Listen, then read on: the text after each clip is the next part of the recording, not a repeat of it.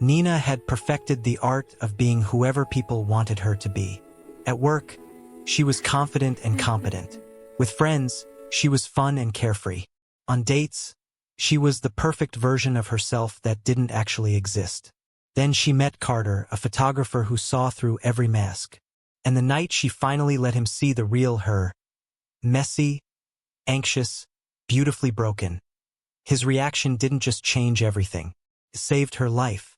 Nina could become anyone. It was her superpower and her curse. As a social media manager for lifestyle brands, she curated perfect lives for a living, filtered photos, aspirational captions, carefully crafted authenticity that was anything but authentic. And somewhere along the way, she'd done the same thing to herself. With her boss, she was confident and decisive. With her mother, she was the successful daughter who had it all together. With her college friends, she was still the wild, carefree girl from their 20s. On dates, she mirrored whoever she was with, loved their favorite bands, laughed at their jokes, became exactly what they wanted.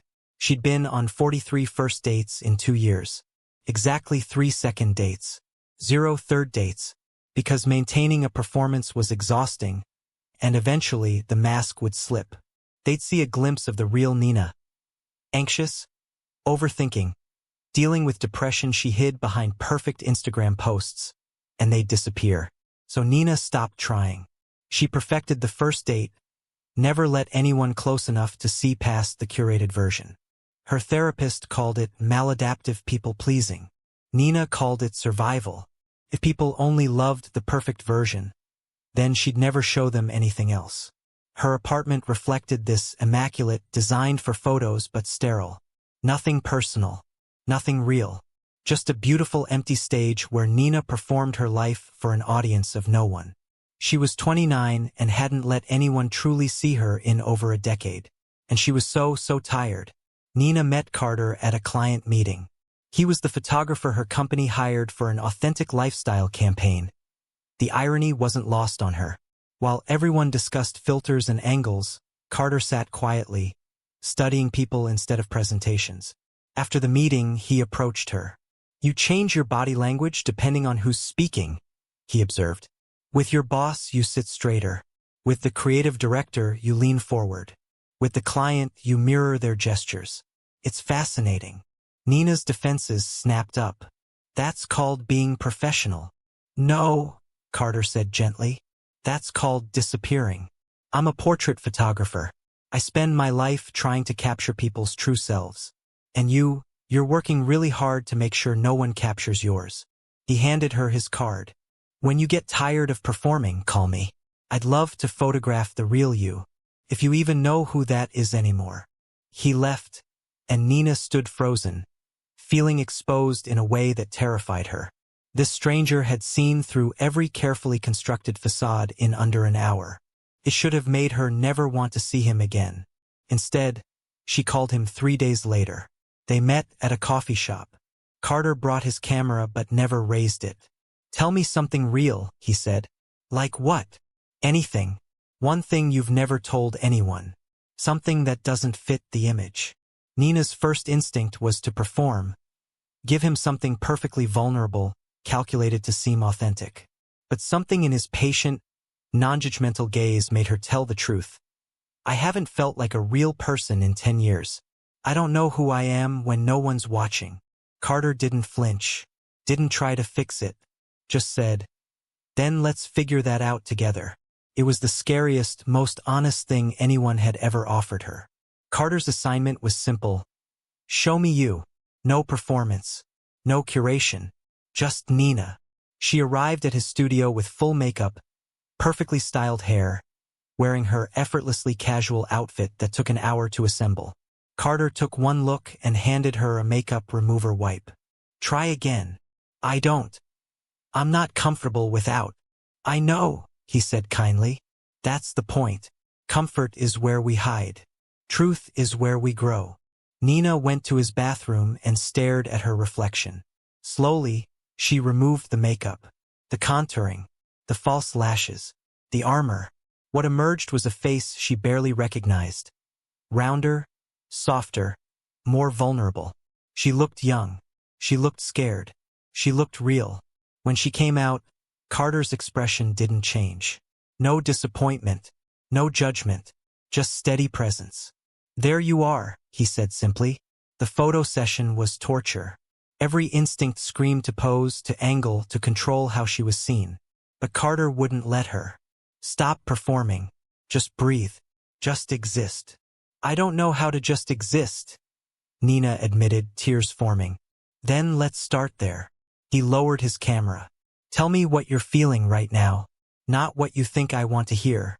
What you actually feel." Nina's voice cracked. Terrified. Exposed. "Like you're going to see something horrible and confirm every fear I have about not being enough." "And," Carter prompted gently, "and relieved. Like maybe I can stop pretending for just a minute. Like maybe someone seeing the real me won't actually kill me." Carter raised his camera. Click. "That," he said. "That's the first real thing I've seen from you. And it's beautiful." Nina cried through the rest of the session. And Carter captured every moment. Not to exploit her pain, but to show her what he saw. When he showed her the images later, Nina barely recognized herself. She looked raw, messy, vulnerable. She looked human. And against all logic, she looked beautiful. They started meeting regularly. Not dates, Carter insisted, just sessions of authenticity. He'd ask her questions no one ever asked. "What do you do when you're alone? What do you think about at 3 a.m.? What do you want that you're too scared to say out loud?" At first, Nina tried to craft perfect answers. But Carter had a way of waiting, silent and patient, until the real answer emerged. Slowly, painfully, Nina began excavating the person she'd buried. One night, sitting on his fire escape overlooking the city, Nina finally told him everything. About her mother's constant criticism that taught her real wasn't good enough. About the ex-boyfriend who'd said she was too much and too intense, so she'd learned to be less. About the depression she medicated and hid because mental health didn't fit her curated image.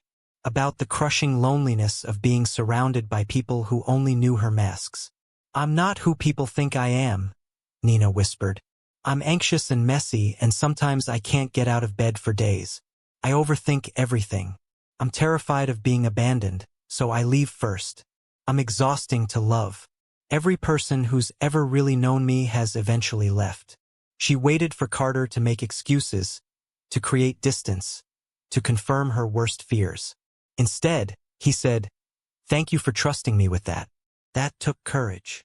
You don't think I'm too broken to?" "Stop," Carter interrupted gently. "You're not broken. You're human. Everything you just described, that's not a flaw. That's honesty. And honesty is the rarest, most valuable thing you can give someone." Nina looked at him, really looked, and saw something that terrified her more than rejection. Acceptance. Complete, unconditional acceptance. Not of who she pretended to be, but of who she actually was. "I'm falling in love with you," she said, the words escaping before she could stop them. "And it terrifies me because you're seeing the real me, and I don't know how to be real and loved at the same time." Carter moved closer, careful, like approaching something precious. "Then let's figure that out together. Because I'm falling in love with you too. Not the performance. You. The anxious, overthinking, beautifully complicated you." He kissed her softly, and for the first time in her life, Nina didn't calculate the kiss. She just felt it. They made love for the first time after she showed him her scars. The ones on her thighs from years ago when the depression was loudest. She'd never shown anyone. Always hid them with strategic positioning, dim lighting, carefully chosen angles. But with Carter, in the soft morning light of his bedroom, Nina made a choice. She took off her clothes and her armor simultaneously, stood before him completely exposed. Physically, emotionally, every hidden truth visible. Carter's eyes traced the scars, then met her gaze. "Thank you for showing me. You're not disgusted?" Nina whispered. "I'm honored," Carter said, pulling her close.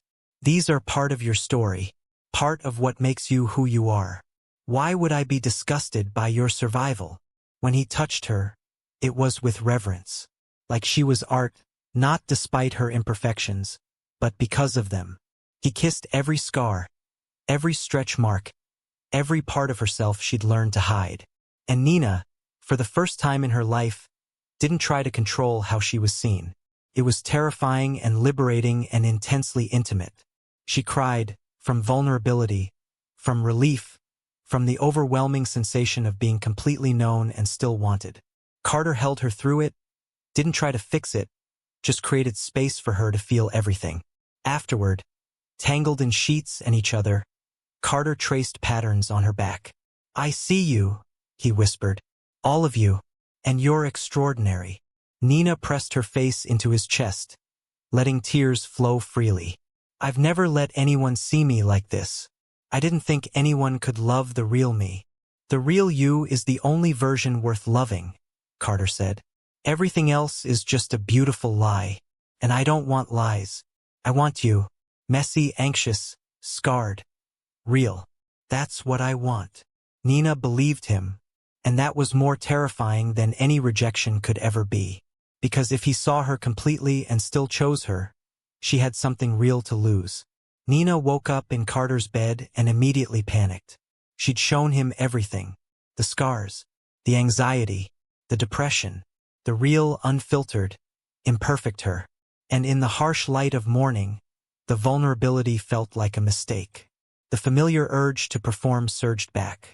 She needed to be charming, easy, the perfect morning after girlfriend.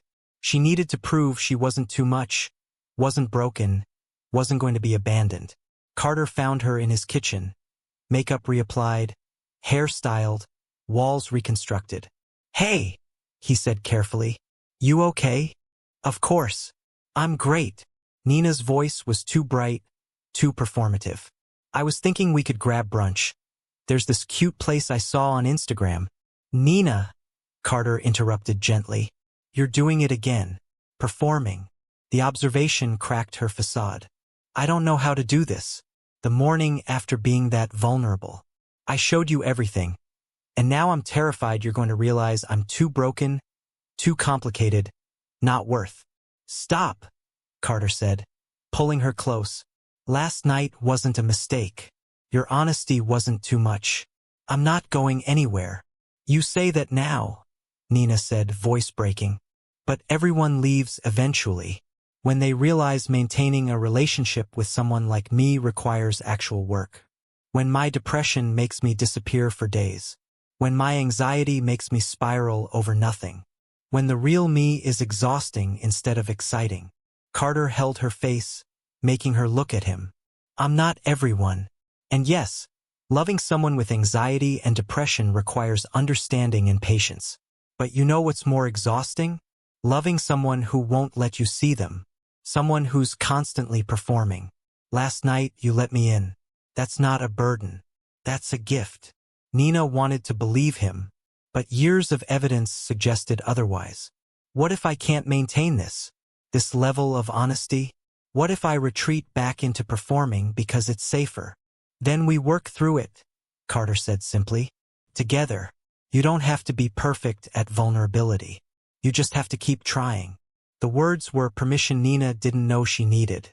She didn't have to be perfectly authentic. She just had to keep showing up honestly. The test came at Carter's gallery opening.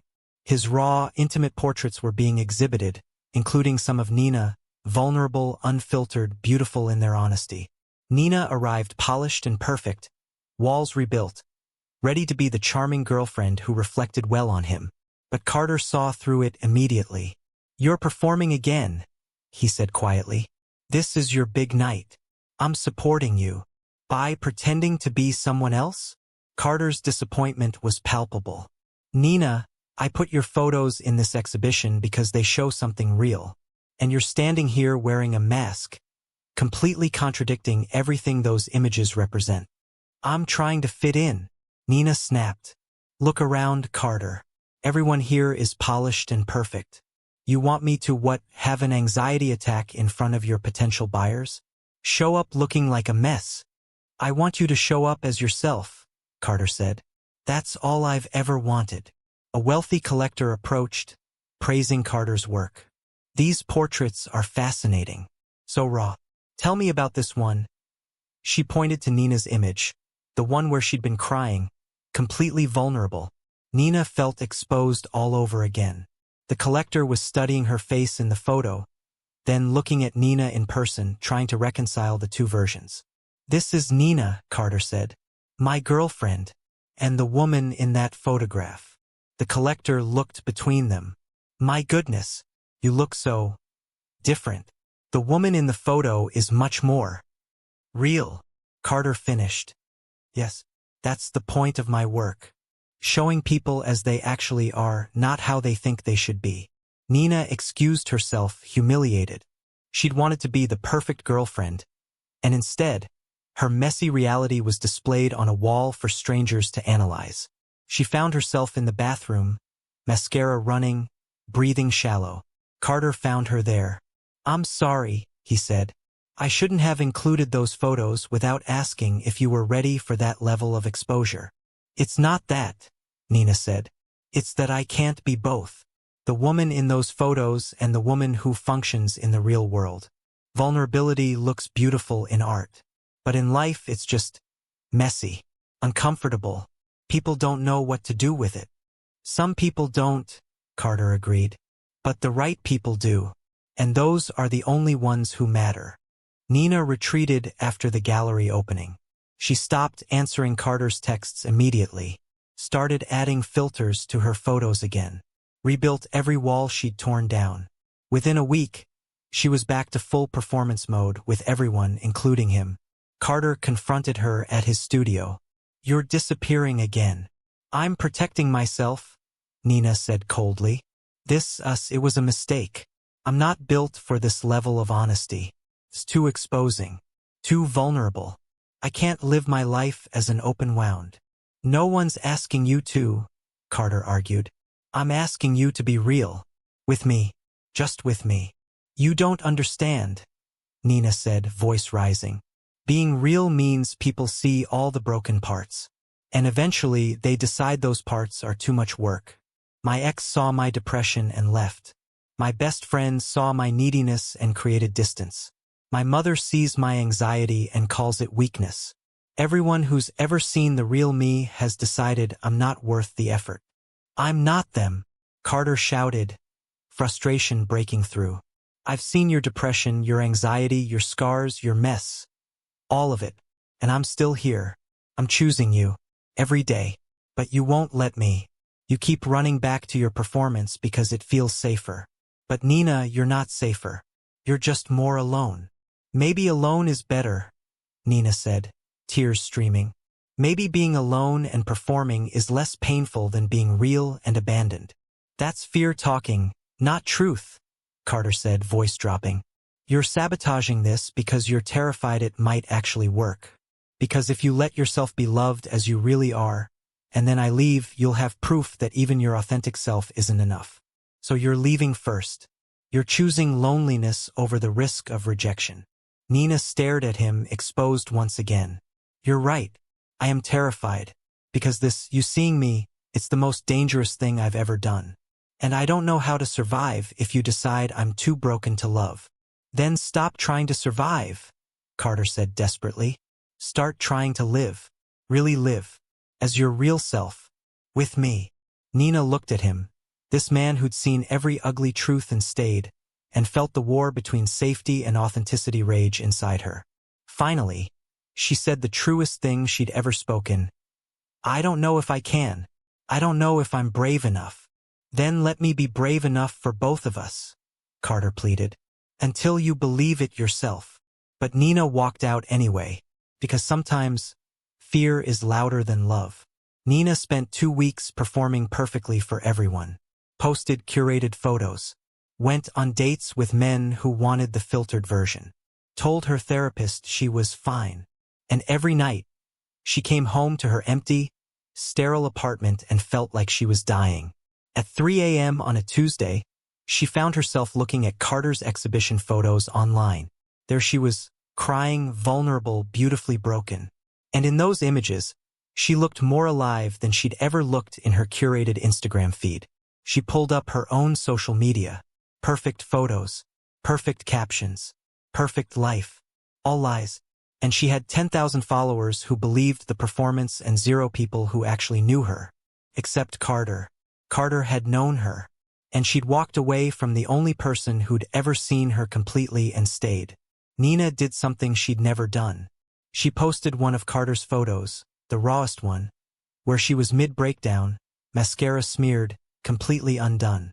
She captioned it, "This is me, the real me, not the curated version, not the performance, just me, anxious, messy, imperfect. I've spent 10 years hiding this person because I thought she was unlovable. Then someone showed me that maybe the real me is the only version worth loving. And I ran away from it because I was terrified. This is me trying to be brave enough to stop performing. This is me being real." She hit post before she could second-guess it. Within minutes, her phone exploded. DMs from followers thanking her for the honesty. Friends admitting their own struggles with authenticity. Strangers sharing their own stories of hiding. And one text from Carter, "I'm proud of you." This took courage. Nina called him, crying, "I'm sorry. I'm so sorry. You were right. I was sabotaging us because being loved for who I really am felt more dangerous than being alone. But Carter, I'm more alone performing for thousands of people than I ever was being real with you. Come over," Carter said simply. "Right now. No makeup. No performance. Just you. Just me," Nina whispered. "Is that enough?" "It's everything," Carter replied. Nina grabbed her keys. For the first time in her life, she was about to show up exactly as she was. Messy, scared, imperfect, and trust that it would be enough. 1 year later, Carter's new exhibition opened, Becoming Real, a year in authenticity. It featured hundreds of photos documenting Nina's journey from performance to presence. There,